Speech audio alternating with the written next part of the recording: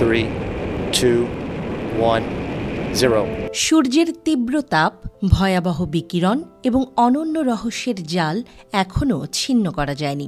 বিজ্ঞানীরা রাত দিন পরিশ্রম করছেন সূর্যের রহস্য উন্মোচনে। পার্কার সোলার প্রোবের সাহসী অভিযান। বিজ্ঞানীরা জীবনের সবচেয়ে বড় চ্যালেঞ্জ নিয়ে তাকিয়ে রয়েছেন।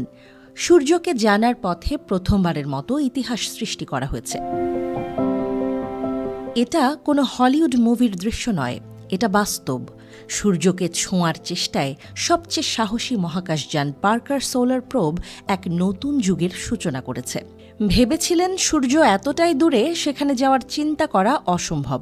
কিছু কিছু সময় অসাধ্য সাধন করে বিজ্ঞান। সেই মুহূর্তটি হয়তো আজ আমাদের সামনে। নাসার মহাকাশযান Parker solar probe ৬১ lakh kilometre দূরে সূর্যের এমন এক জায়গায় পৌঁছেছে যেখানে কোনো মহাকাশযান এর আগে কখনো যায়নি।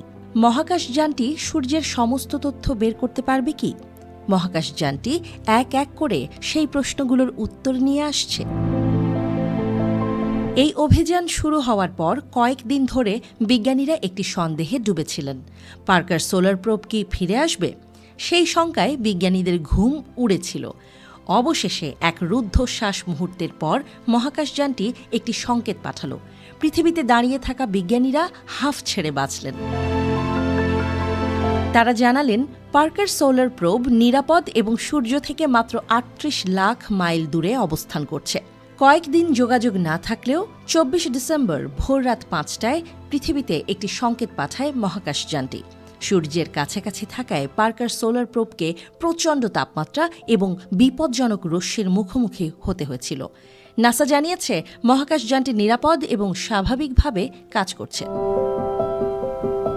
নাসার বিজ্ঞানী নিকোলা ফক্স বলেছেন, আমরা যদি সূর্য আর পৃথিবীকে ১ মিটার দূরত্বে রাখি তবে পার্কার সূর্য থেকে মাত্র ৪ সেন্টিমিটার দূরে ছিল।